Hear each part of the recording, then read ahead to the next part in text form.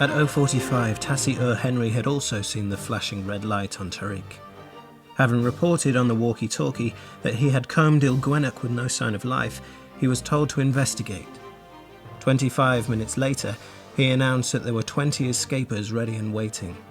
Henry was told to load up and get back to the MGB as fast as possible in view of the deteriorating conditions. Back on ship in the rolling chart room, David Birkin had noticed that the barometer was plummeting. At 0200, a violent squall of wind and rain hit them. At the same time, a radio message had been received from England saying, "Weather deteriorating rapidly. Gale force 6 to 7 approaching your area." The warning was too late. The wind had already increased to force 6 and was now howling through the rigging. Great waves rolling in from the Atlantic were smashing themselves onto the reefs and rocks around them. The sea was a mass of foam, and the engines had to be started to take the strain off the anchor cable. It was a most awe-inspiring and frightening sight. MGB 329 was having her own troubles, and at one ghastly moment she managed to foul 318's anchor cable with her propellers. At 0220, Henry reported that all 3 dinghies with 20 escapers were starting back to their motherships. That, though, was substantially easier said than done. Even getting the escapers on board the dinghies was difficult enough, with the boats rolling and pitching in the powerful surf.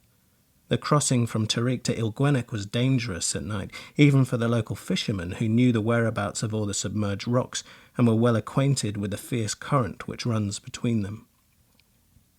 For the dinghy crews on that stormy night, the crossing was a nightmare. Hello and welcome to Bloody Violent History. My name is Tom Assheton. Today we're going to talk about a subject close to our hearts on this show. That is what happens when the Brits get in touch with their inner pirate. To help me with this, I'm joined by Colonel Tim Spicer OBE. Tim had an illustrious career in the army, including commanding his regiment, the 1st Battalion Scots Guards. He then had 20 years running private military security businesses, founding both Sandline International and Aegis Defence Services. He has published A Dangerous Enterprise, Secret War at Sea. And this is our subject today. Colonel, welcome to Bloody Violent History. Thank you. First question. Where are we in World War II? What's happening and what are the circumstances leading to the formation of the 15th MGBF, the 15th Motor Gunboat Flotilla? Well, the story starts really in 1940, probably immediately after Dunkirk. June 1940, the Germans have overrun France.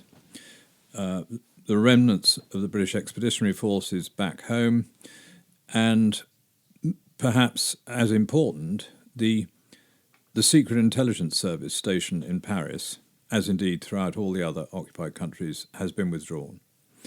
So Britain is blind, and we are very vulnerable.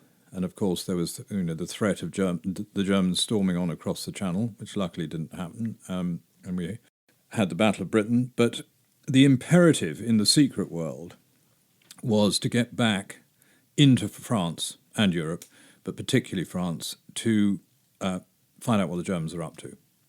And that led the Naval Department of the Secret Intelligence Service to think about how they were going to get back. And in a rather ad hoc way, to start with, they sent agents using fishing boats, and it was a very adventurous initiative, but it needed to become more formal and more organised. But we have a history of this, haven't we? I believe that Walsingham used fishing boats to spy on the Spanish, and we had trawlers in the First World War chugging around, looking at what the Germans were up to and things like that. So that within the sort of circles and navy and so on, this kind of thing had been done before. Yeah, it was absolutely normal. I mean, this is what we Brits are good at. This is irregular or clandestine warfare at its best. And as you say, the use of boats in the process of gathering intelligence is not new. And indeed, there is a very a very good precedent for this, which Frank Slocum, who we'll talk about in a minute, no doubt, was aware of during the end of the First World War and after the Russian Revolution, with the Bolshevik takeover in Russia.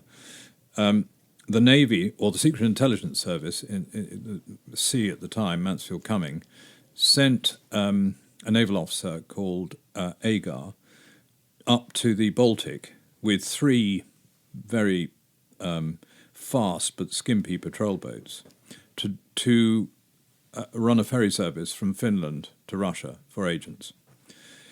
In fact, it didn't work out so well because the agents were completely dominated by the Russians. They got out overland.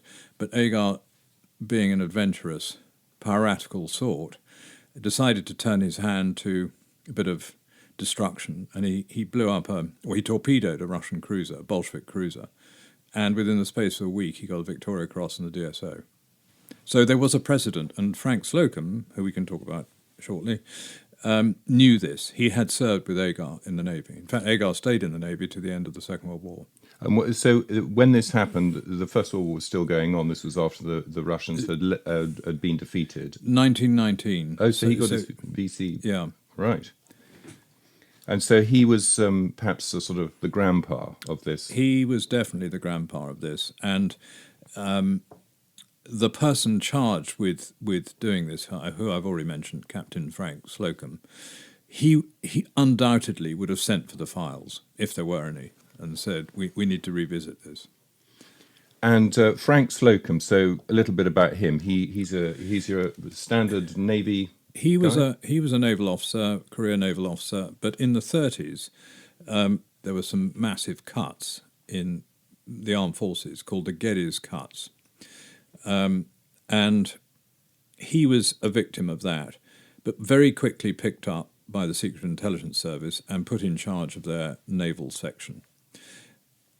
At this point, nothing to do with gunboats, but, in charge of liaising with naval intelligence and gathering intelligence on naval matters of shipping. But in 1940, he was tasked with given the task of getting people back into France, both by air and by sea. And the air business of landing agents and extracting them expanded much later, and it was hived off and given to an Air Force officer. So he concentrated, he created a department within SIS to run these gunboats. This is post-Dunkirk. This is post-Dunkirk. And this doesn't really get off the ground until the end of 1940, beginning of 1941. Okay, so we're still on our own. The Americans aren't in yet. Yeah. And we haven't had any success anywhere. Alamein is still some way off. We are on our own. We effectively have been thrown out of Europe, and the only success we've had is the Battle of Britain. The Blitz is raging. The threat of invasion, I think, has receded at this point. But one of the drivers for the intelligence is the Battle of the Atlantic. The U-boat war is going on. And that supposedly was the only thing that Winston Churchill was actually really afraid of, wasn't it? Exactly. He's quoted as saying, that's the only thing that worried me. And therefore, SIS was told, we need intelligence on German submarines.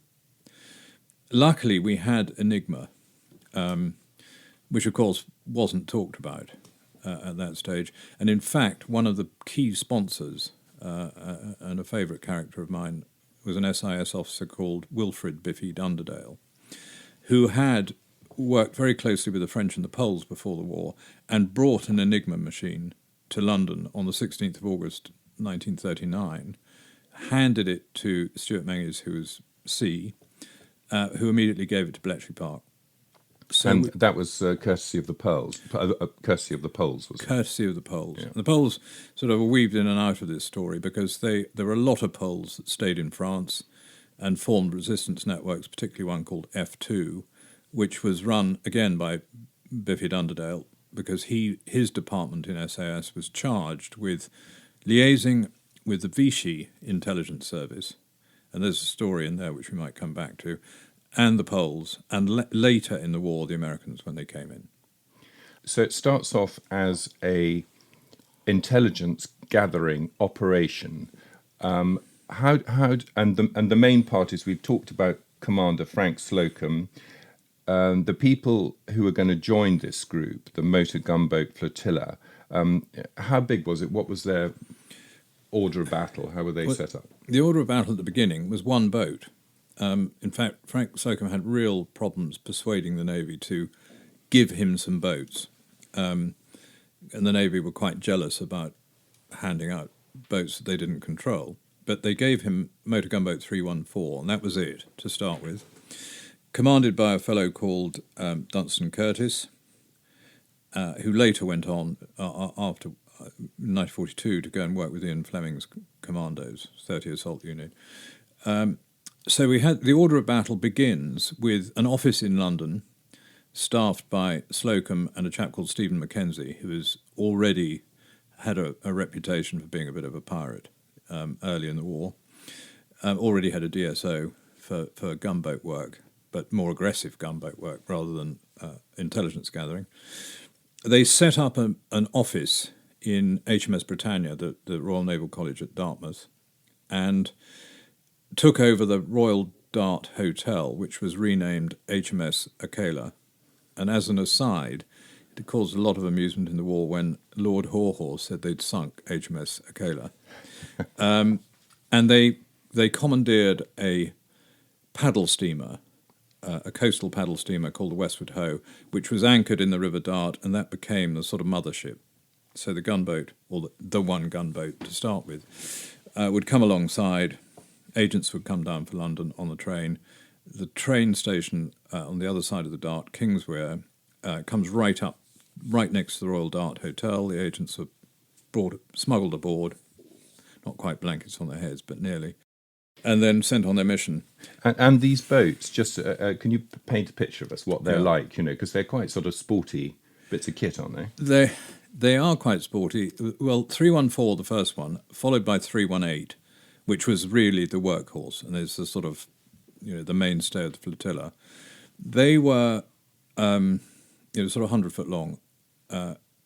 They were armed, quite well armed. I mean, they were designed as gunboats for shooting up coastal shipping and things like that. And the armaments remained on board. They were not torpedo boats. They didn't have torpedo tubes. They weren't wooden then? They were wooden. They were? Yes, they were wooden. And they were not very seaworthy. Some of the biggest drama that the flotilla had was bad weather in the Channel and coastal conditions in Brittany, where they went to drop off agents at these pinpoints. You can probably talk about that a bit in a minute. But big engines. Big engines, quite unreliable, always breaking down. These boys struggled. I mean, the engineers and the people inside the boat were real heroes. And it always seems to be in these, when you get these specialist groups, that the Army, the Navy, the Air Force, that the mainstay of the forces really don't like these groups because they distract from what they're trying to do, and they're sort of seen as tearaways who can't be controlled, and so they get hampered by the sort of the regular guys. Well, I think that's generally true, yes, and you can see it with the SAS and all those sort of specialist units formed in Africa. But the Navy, the Royal Navy have a bit of a tradition of let's go out and get them. I mean, if you were a frigate captain in the Napoleonic War, your mission was sail the world and kill Frenchmen. Yes, Cochrane was a great example. Cochrane, isn't it? yeah. And of course, the Patrick O'Brien books and all that. So the spirit is there, but the Navy, in spite of that, wanted to do it themselves. They didn't really like the idea of these people masquerading as a naval unit, although they did give them a quorum of non-commissioned officers, petty officers and the like, who were proper, full-on, experienced naval ratings. And this make up the 125? Yeah, but the officers were all, to a man, Royal Naval Volunteer Reserve, war service only. And they were a right bunch of pirates. So we've got these three boats, What was the third one? 314, 8 and... And then, 314 was blown up at Saint-Nazaire. Unfortunately, because Slocum didn't own it, the Navy said, look, we're mounting this raid. We've got to have it back. We need all the boats we can get. And it was shot to bits. Luckily, most of the crew got away, including the skipper, Dunstan Curtis. Then 318 came along, and that was the first one that was given to Slocum. He owned it, he commanded it.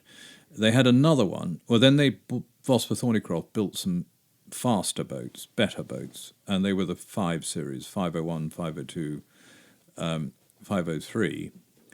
One of them, unfortunately, as it was delivered, was on a test run down to the Scilly Isles with Slocum and a few, the headquarters staff on board, and it blew up. Petrol vapour in the bilges. Luckily, nobody was hurt. They could have lost the whole command structure and the boat in one go. And actually, this whole story is a story of lots of luck. Fluky, people in the right place, right time, and the fate smiling on them. And then they had 2 boats. So by the end of the war, by the end of their operations, they had 318 and 502 and 503. 1942. What happens on these? What kind of missions take place? Well, they start off by picking the most inhospitable places on the Brittany coast that you could possibly imagine you'd want to put a boat in there. And you wouldn't want to even put a boat in there in broad daylight, because the weather conditions in the winter are atrocious. Massive waves coming in from the Atlantic in relays, a strong tidal stream, and hundreds of jagged rocks. So, not to say, the Germans as well. And the Germans. Yeah.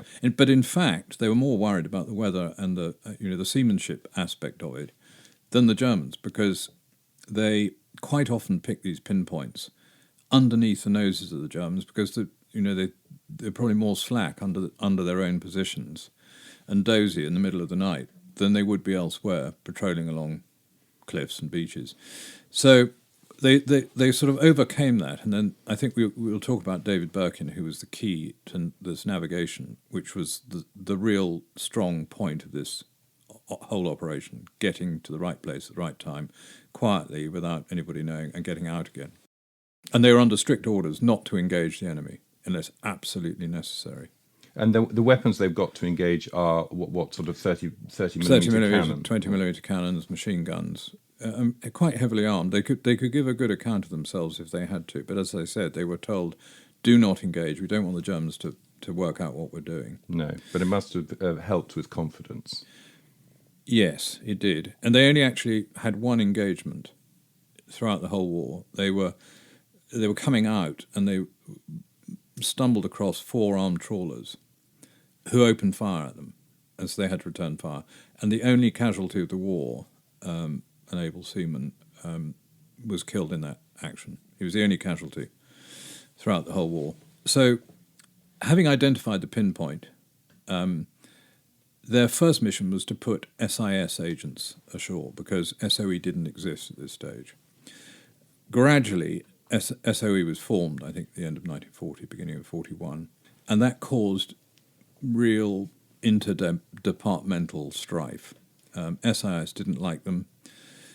They thought they were new boys, and also, but more important than that, more important than just the sort of new boy aspect, was the fact that SOE's remit, if you remember, Winston Churchill said, set Europe ablaze. Yeah, butcher and bolt, isn't it? Butcher and bolt, and that is not conducive to spying, because it stirs up a hornet's nest. And SIS quite rightly said, look, if you're going to be blowing up, doing sabotage and killing sentries in where we've got agents reporting on the U-boats, like Brest, like Saint-Nazaire, like all the sort of Brittany ports, what is going to happen? Suddenly there's going to be a huge upsurge in enemy activity, and either deliberately or by accident, our agents are going to be swept up in this, and the intelligence will stop flowing. So they were quite, and the Navy agreed with them. So there was a little bit of a hiatus at the beginning where SOE was sort of kept at arm's length. But in the end, the flotilla serviced SOE, SIS, MI9, the escape organisation, which was actually an adjunct to SIS, and non-contentious because it was passive, wasn't, and some of the early operations, SOE wanted them to put ashore canisters of weapons in caches for use for the resistance to pick up. And of course, the flotilla's line was, why do we want to hump 80 pounds of container ashore, bury it in sand, which may or may not be there tomorrow, and for you to come and collect the weapons? Why don't we just parachute them in behind the restricted zone, the coastal restricted zone? So they were quite, there was a lot of problems about that. So the early operations were some agent dropping, some early escape line work, although the escape lines into Brittany hadn't really been formed yet. Everybody went across the Pyrenees. Yes. Was this some of the leftovers from Dunkirk and Cherbourg or Calais? Calais. They were picking up a few waifs and strays. There were a lot of waifs and strays. There were quite a lot of Poles, quite a lot of European waifs and strays. Some pilots, but not at this stage many, because we hadn't really started the bombing campaign. And then there was this caching exercise for SOE, which was not popular and actually was abandoned. There's a funny story actually. The one of the main centres in Brittany, the town of Longlease, suddenly there was a sort of proliferation of children eating Cadbury's chocolate and sort of Maltesers and Mars bars and things. And of course the resistance went nuts, and they found out where it had come from. And what had happened is one of these containers on the beach had sort of washed away, and somebody opened it up, and they were much more interested in the sweets than they were the hand grenades. So they had to quickly persuade everybody in the local area to stop eating British sweets. To swallow their Maltesers. Swallow their Maltesers. And so they got the local vicar in the church on Sunday, because they're quite heavily religious, but he gave his sermon in Breton. So it was a sort of Gaelic version of French, and basically said, get rid of the sweets. And of course the Germans didn't understand it. They were sitting there singing their hymns, unaware of the hidden message. Exactly.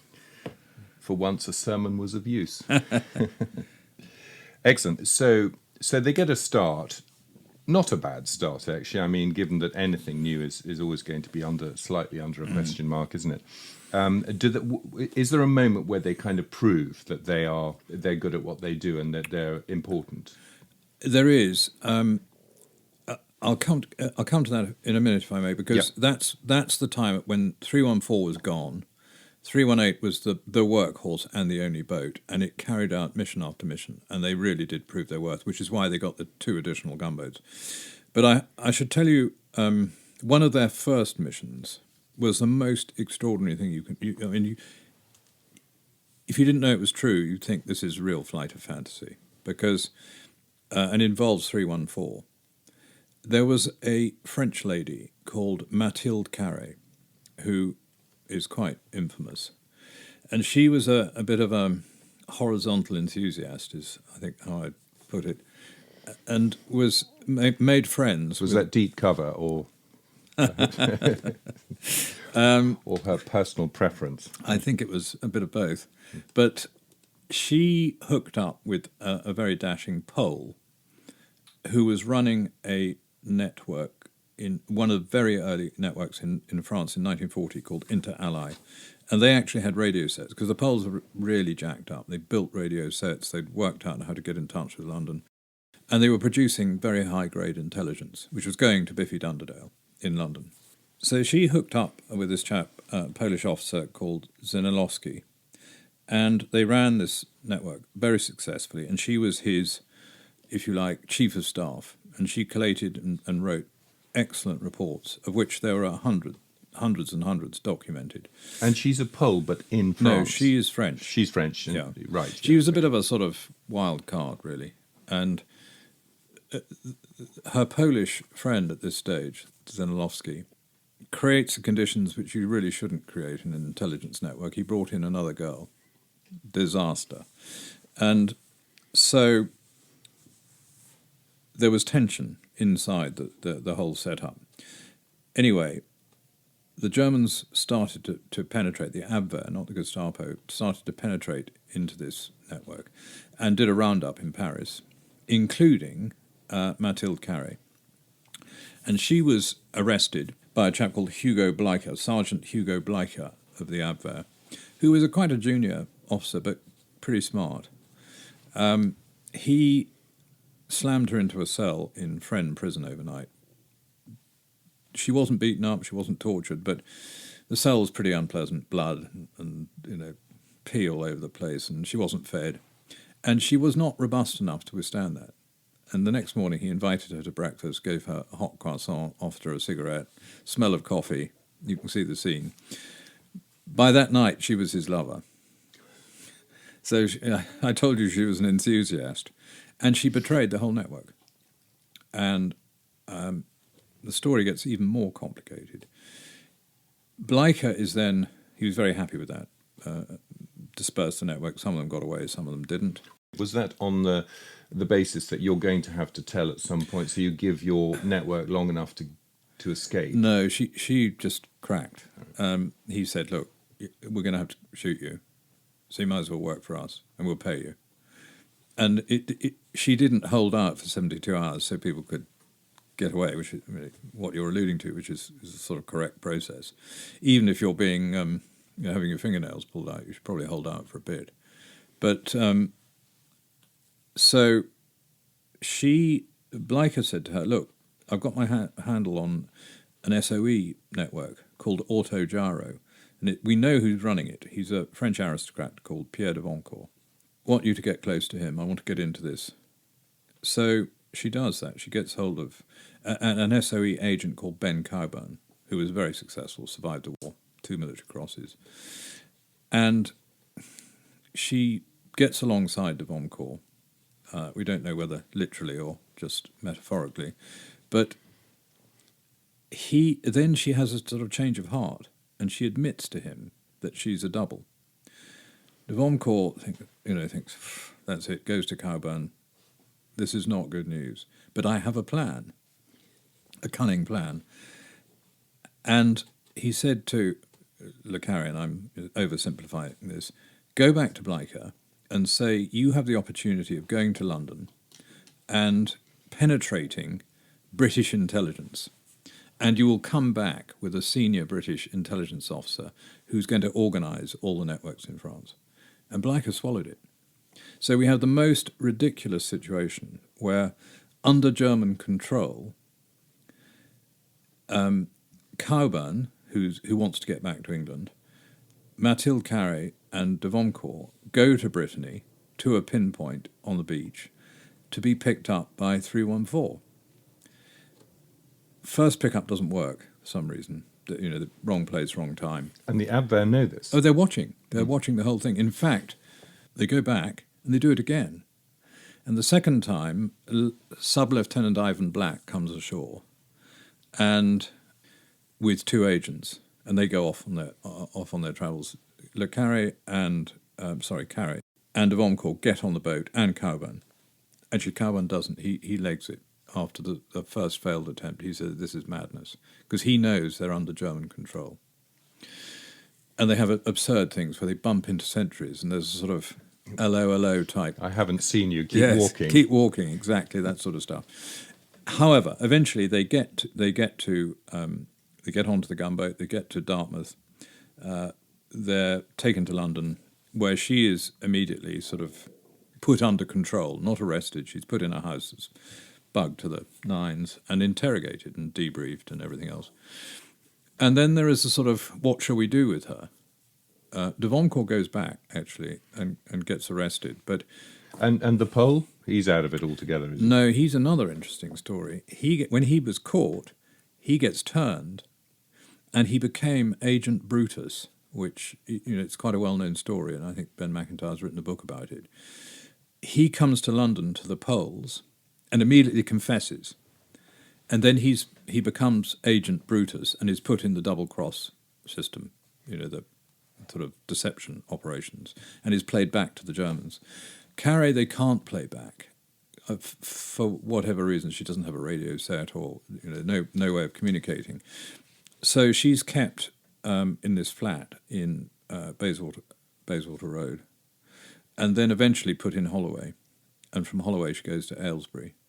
And at the end of the war she's handed back to the French. And of course she was responsible for the death of a lot of people, or certainly their incarceration.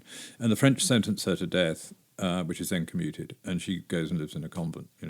She withdraws from life. But the interesting thing is that whole operation was under the control of the Germans. And so Slocum in London is saying, well, they now know our methodology. We've got to be even more careful and more obtuse in the way that we do things.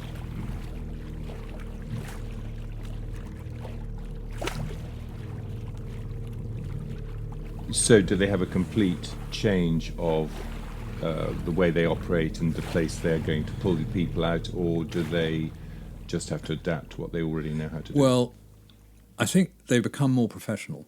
The Carré pickup was on a beach, sort of nice Brittany sandy beach, because it was not difficult, because there was going to be no interference. And this is the actual gunboat sort of sliding in onto the sand? No, the anchors offshore using a rope anchor, not anchor chain, but a rope one for keeping quiet. And so how they adapt their methodology is they go into I mentioned earlier on, these pinpoints were in the worst possible place you could imagine for navigation. That's what they do. They sort of do things that they think the Germans would not believe in very difficult places under their noses. And they continue to operate, but they do it in a bit more sophisticated way. And they now have proper, what they call surf boats, which are carried on the gunboat. The gunboat anchors off quite a long way, even up to a mile. And they row ashore, silently. And then when they're on the shore, if there are cliffs and so on, do they have? Are they trained to get their people up the cliffs? No, their job is purely to get the boat onto the shingle or the rocky outcrop or whatever it is, and the resistance groups, who are the other half of this, the organisations in France, get the people to the boat, and then ferry the new arrivals back to safe houses, and then onwards onto their missions. They were incredibly lucky never to have been met by a hail of lead from a betrayed resistance group, and the Germans would be waiting in ambush for them. They were very lucky. I think the operational security on the French side for this particular mission was very good. There was a chap a Frenchman called Pierre Hontic, who ran the French side of the pinpoints and getting the agents and getting the secret papers and everything to the pinpoint. And he was an extraordinary character. He had been a communist, a young communist, before the war. But he teamed up. He then joined the Chasseurs Alpins and fought in Norway in 1940. And his officer was a chap called Claude Lamiraud, who couldn't have been more, diametrically opposite. He was a gent, yeah. Hardcore Catholic. Anyway, they teamed up and set up this network called Jade Fitzroy, which was one of Biffy's best networks. And they ensured that their operational security was, watertight, and they were never betrayed. Well, they had a traitor. Just jumping ahead to 1944, one of the key members of the Jade Fitzroy network was a chap called Amédée Roland, who owned the local cafe in Longlease. Not quite like René, but much more professional. Always a good cover. And the wireless set that they contacted London was in the attic. It was a sort of classic resistance thing. The radio's in the attic. Did. Yeah. But they were very careful. They always had people out looking for detector bands and watching for Germans. But it was great to have Germans in the cafe because they were relaxing, so there wasn't going to be a sort of problem. And this was very successful till the end of the war. Well, it's amazing that they didn't get busted because the average time for catching these the SOE agents, radio operators, was 6 weeks. Yeah, well, these were Frenchmen. They didn't have an SOE operator. This was an SIS operation, so they were much more well trained, and they were locals, so they could see if something was wrong. And I think one of the mistakes the SOE radio operators made was almost trying to be too clever and hiding away in obscure places where the detector vans could find them. If you were right under their noses and you're very careful about your transmission time, you probably get away with it. And they sent many radio things, but you asked if they were betrayed. At some point, they started to bring in weapons because they knew that come D-Day they were going to start shooting, and they hid them in the billiard table in the cafe, in the middle of the Germans playing billiards or pool or whatever.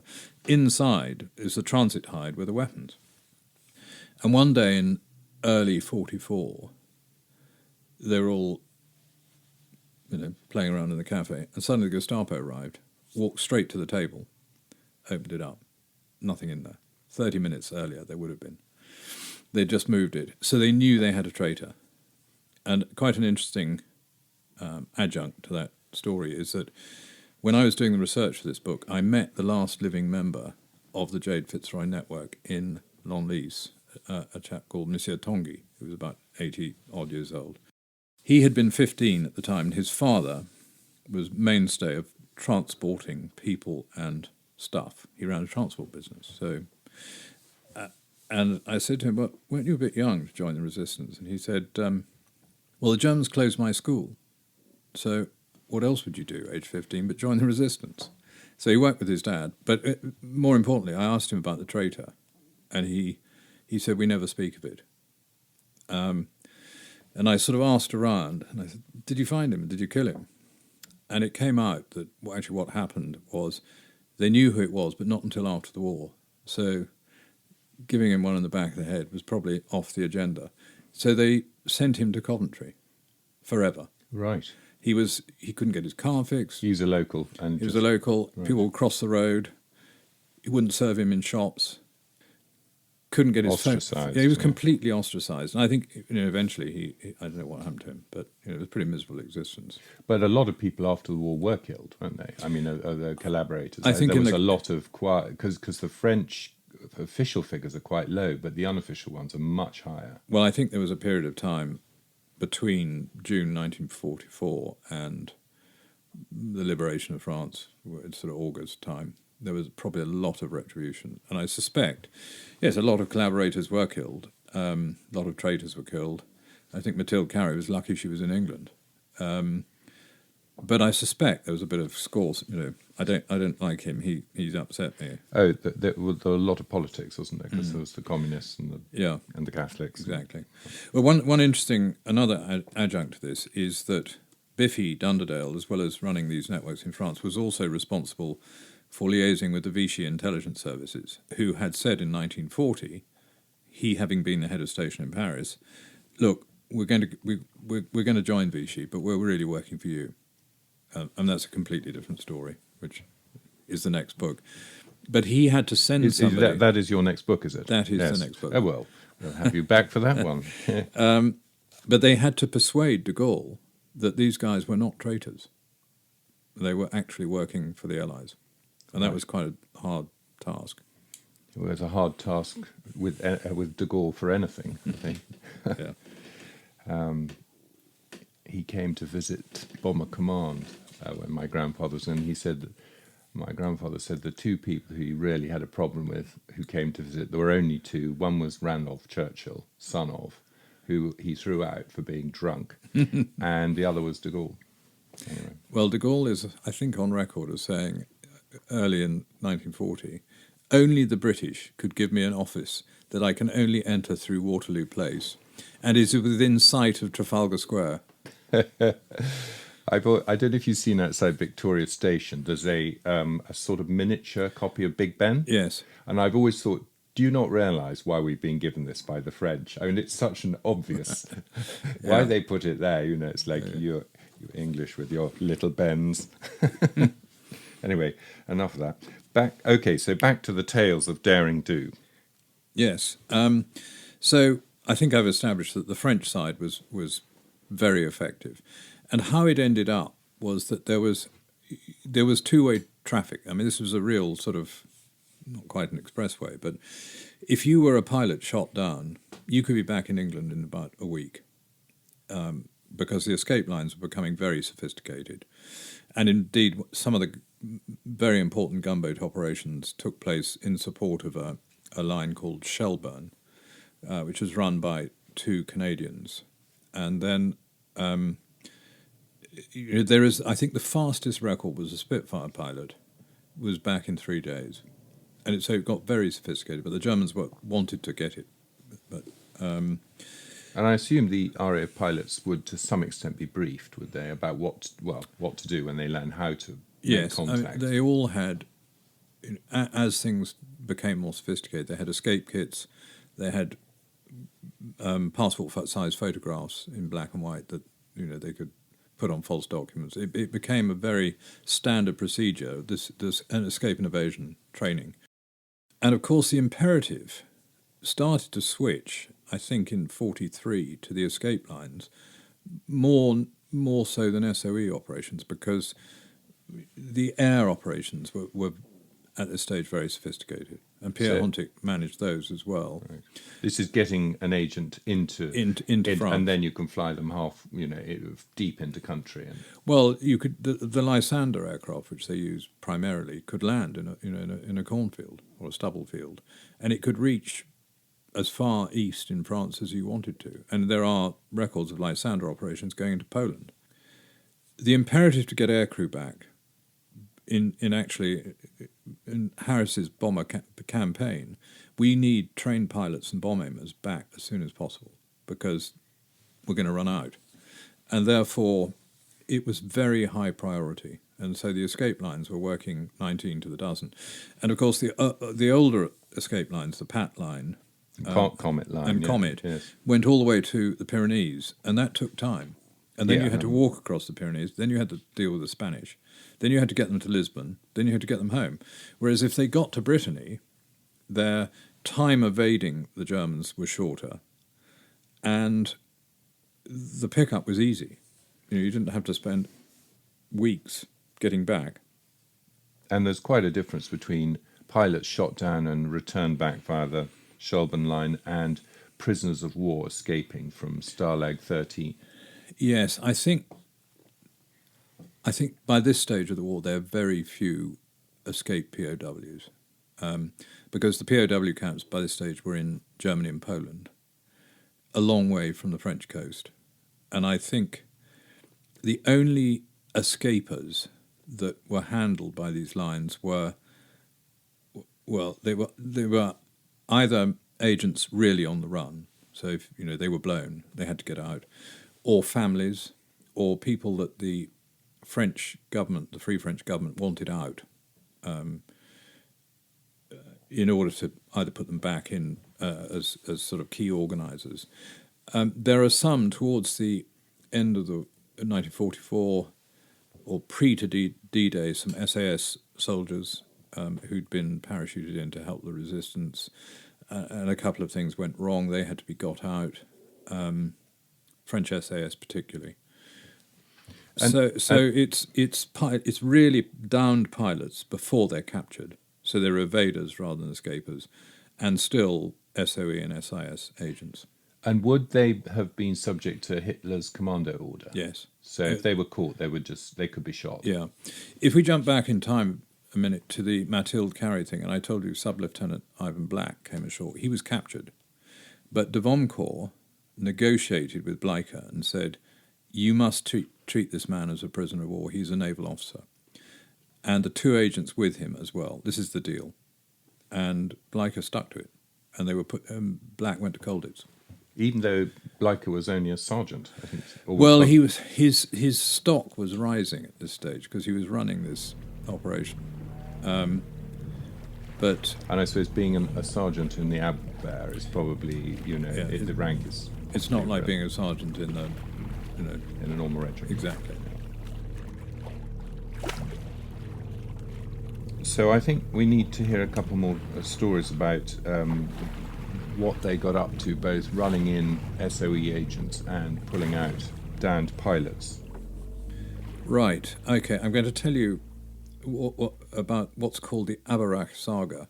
But before I do that, can I just give you a second or two on David Birkin, because he's become Yes, definitely. the key fellow in all this. You remember I said that navigation was the critical skill to get to the right place, the right time, and get ashore and get out again. Everyone will be very, very au courant with that, because this SAS documentary on the telly at the moment, they make a lot of the navigators, particularly that were grabbed from the long-range desert group. Well, Birkin was sort of that mould. He came from a very well-to-do family in Nottingham. The lace business was the Birkin's business. And he was very sickly. Before the war, he had 30 operations, ear, nose and throat operations. And he was marked down unfit for military service. And he said, to hell with this. And he went off and got himself qualified at the Marconi radio school. So he had a sort of ticket to be a radio operator. And he wangled his way into the Navy as an ordinary radio operator. And they sort of overlooked the fact that he was not quite fit enough. That, combined with the fact he got seasick looking at a cup of tea, he was just completely unsuited for this work. And he then spent his whole time, as he recounts, sort of digging wrens, latrines and things like that. And then he got measles, and he went to the Haslar Military Hospital in Portsmouth. And this is all before the war. This is the beginning of the war. Right. This is 1940. He's sort of wangled his way in, but he wasn't really getting anywhere. And behind the scenes, he was friendly with Mountbatten socially with Mountbatten and Brendan and Bracken. And it is quite clear he pulled some strings. And one day he was summoned to London and interviewed by Frank Slocum, who gave him a chance and said, well, I'm going to send you on a navigation course. And because David Birkin was very good at maths and a brilliant artist, he got his head round how to navigate. And it was old school navigation, no GPS, no machinery. It was charts and tide tables and all that. And his navigating notebook is a work of art. He really fine-tune the calculations and draw pictures of them. And then he would draw pictures, of which there are quite a lot in this book, of what the rocks they were aiming for would look like. And his sort of MO was to aim for an isolated rock that you could recognise in the middle of the night offshore, of which there were plenty along the Brittany coast. Hit that and then take a bearing into the pinpoint. And it worked every single time. It never failed. And you can see, if you look online, I mean, he's a good-looking guy, but with a patch on one eye. So he's a pirate. He looked the part. Yeah. He also married Judy Campbell, who was an actress. She was a sort of Noel Coward muse. And she's also the lady who sang Nightingale Sings in Berkeley Square. So they were quite an exotic couple. And, of course, for us schoolboys of the 70s, their daughter was Jane Birkin. Yes. So je t'aime all over. Enough said about that. But no, I mean, he was a very... they were an exotic couple, and he was just damn good at his job and very understated. And he went on nearly every mission. I think they did something like 50 missions, of which he did 30. So we have this now, a more sophisticated, very skilled group of men operating into France. He's the navigator. Who's the skipper of... 318 is a chap called Jan McCoy Mason, and he pretty much remained the skipper throughout the war. Very, very capable guy. But David Birkin, just to put it in context, was the navigating officer of the Flotilla, which there were two. And depending on the mission, who was available, one of the navigating officers would go with the skipper.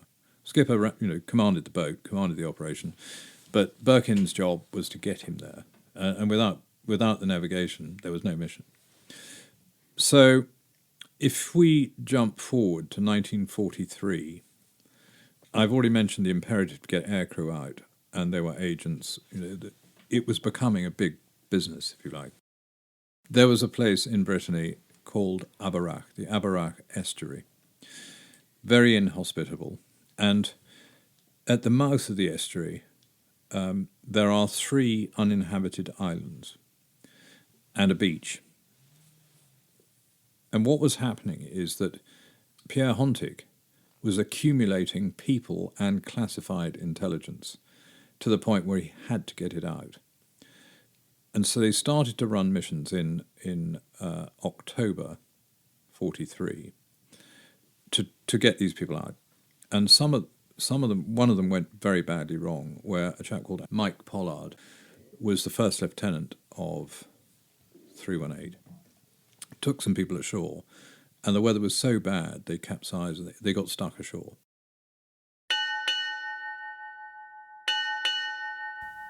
For the dinghy crews on that stormy night, the crossing was a nightmare. On Tassie Henry's boat, the bung was knocked out on a rock, and he had to stuff his naval cap into the hole to stop it from sinking. From Henry's message that they were on their way, and with the sea getting worse by the minute, no further word was heard from him over the walkie-talkie. If nerves weren't jangled enough, at 03:35, 318's electrics were short-circuited from deluges of seawater and pelting rain. This was marked by its gun buzzers blaring out in unison and the navigation lights switching themselves on. The only way to stop the noise and extinguish the lights was to cut the wires. 04:18. The decision was made that with dawn coming up they could wait no longer. Not only would everyone get caught, but the pinpoint would forever be compromised if they were spotted by the Germans. But just as they weighed anchor and began to turn for home, one of the dinghies was sighted astern. With the heavy seas breaking over her, she was making no progress at all. 318 dropped astern towards the helpless boat and the reef, which she had just negotiated. A line was thrown, the wind hurled it back. Scrambling nets were lowered as the gunboat and dinghy bumped into each other. With all available hands on deck, and with the jagged reef getting closer every second, the men were finally dragged out and the sinking boat pulled on board. In total, 7 out of 20 escapers had been rescued, with Lieutenant Henry and his 2 oarsmen safe. But that success had come at a heavy cost. 13 escapers, 2 agents and 5 sailors, including Mike Pollard, the first lieutenant, were left behind, and 2 dinghies had been wrecked in the process. As the MGB 318 started up the Eber-Benoit Channel at 04:50, on the long run back to England, they could see a red lamp flashing from the island behind. At least they could return home, knowing that those left behind were safe. An extract from A Dangerous Enterprise by Colonel Tim Spicer. So you had at this stage 4 members of the flotilla, Pollard and 3, stuck ashore. All the airmen that were coming out couldn't get out. All the classified mail, and it was about to become a problem. That's the sort of thing where the capacity to hide them in and around this town of Longleat was at bursting point.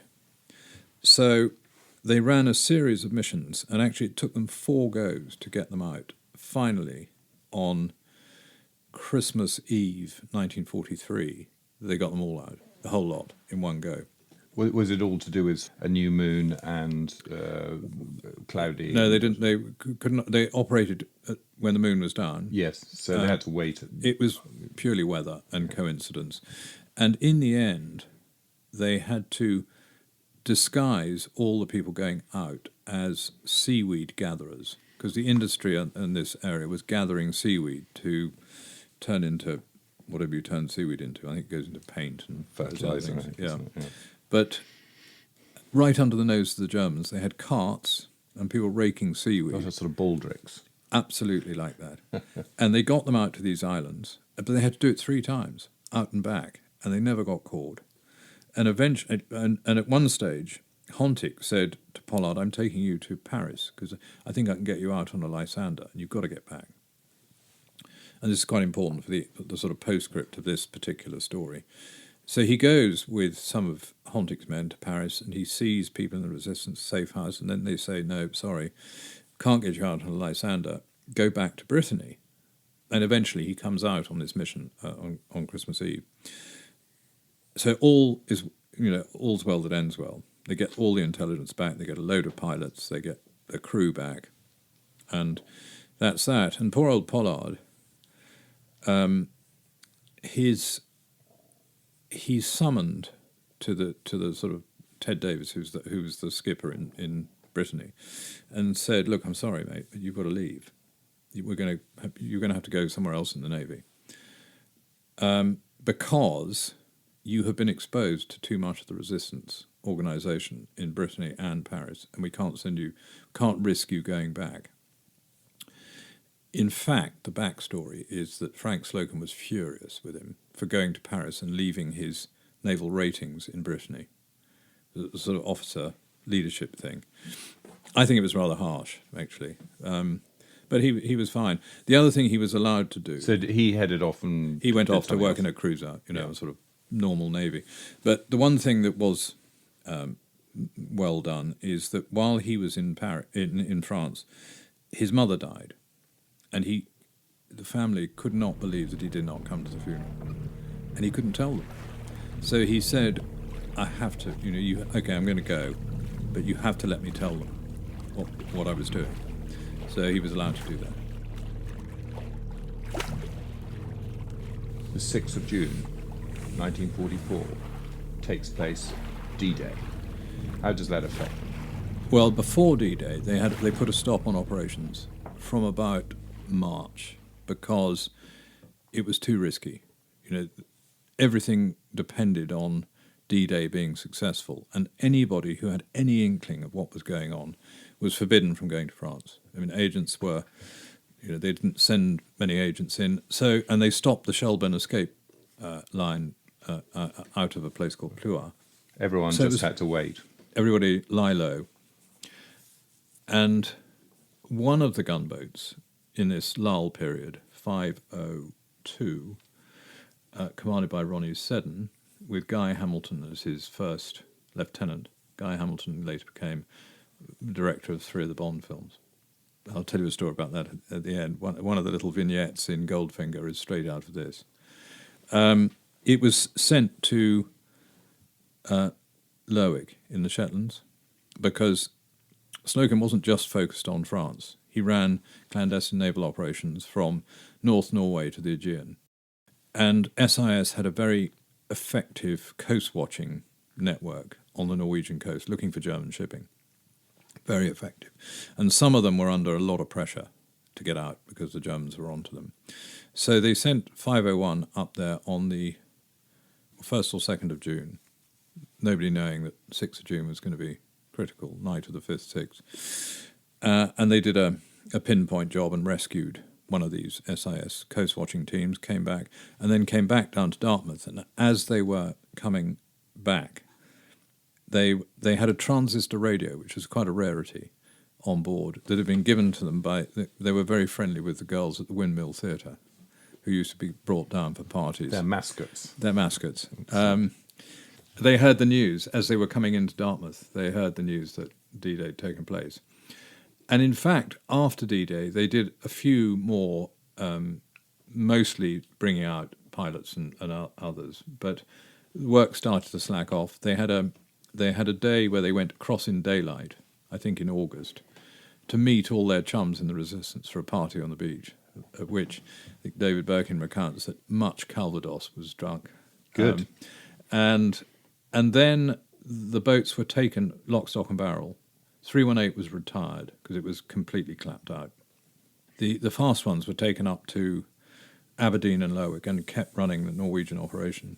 And there's a very sad postscript at the end, after the end of the war, which I can go into now if you want. Yeah. But, so I said earlier on that there were no casualties except one, this poor able seaman in that contact with the trawlers. War in Europe had finished, and so the gunboats were being prepared to go to the Far East. And an order came down from the government saying, look, we have to run a mission to Stockholm from Aberdeen to say thank you to the Swedes, who had been more than helpful on the production of steel and ball bearings and had not been entirely neutral. And so they took a whole load of visitors on 502, I think it was, 502, to set off to go to Stockholm. Why wouldn't they just fly them? Who knows? Pass. Okay. Yes, logic would say it might take you an hour and a half in a plane rather than a day and a half on the gunboats. Yeah. Sadly, on the way out, it hit a rogue mine, a mine that had broken off its cable, and it blew it up, sank, and killed everybody on board except 2 people. And they were both badly hurt. And they were eventually found because the thing wasn't responding to, and it wasn't sophisticated like things are now, where you find out somebody's gone missing immediately. This took a few days.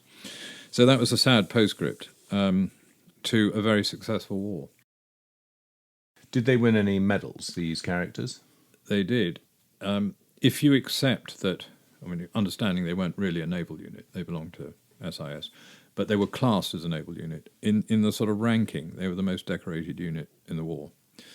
Of the 125 of them, between 50 and 70, I can't remember the exact figure, had medals, and some of them had 2, ranging from DSOs, double DSOs, Distinguished Service Cross for most of the officers, and most of the ratings, certainly all the petty officers and others, had a Distinguished Service Medal. So, right. Sort of MCMM equivalents. Yes. Highly decorated.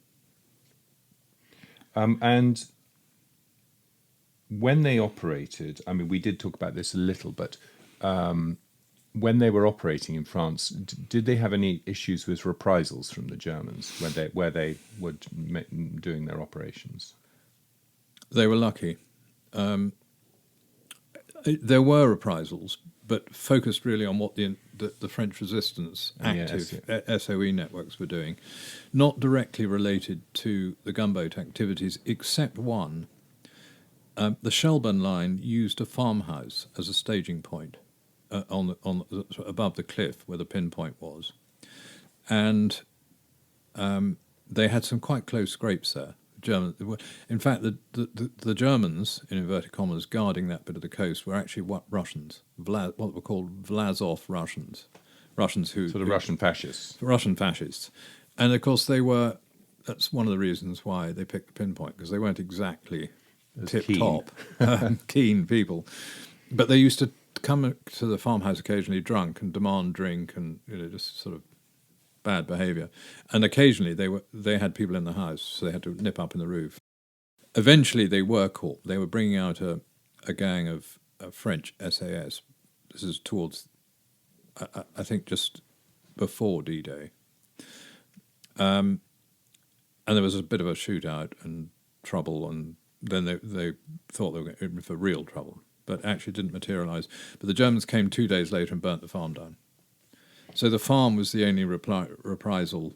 None of the escape line people were lined up and shot or deported. Okay. Like so many organisations and units, when the war was over, especially when the Far East was over,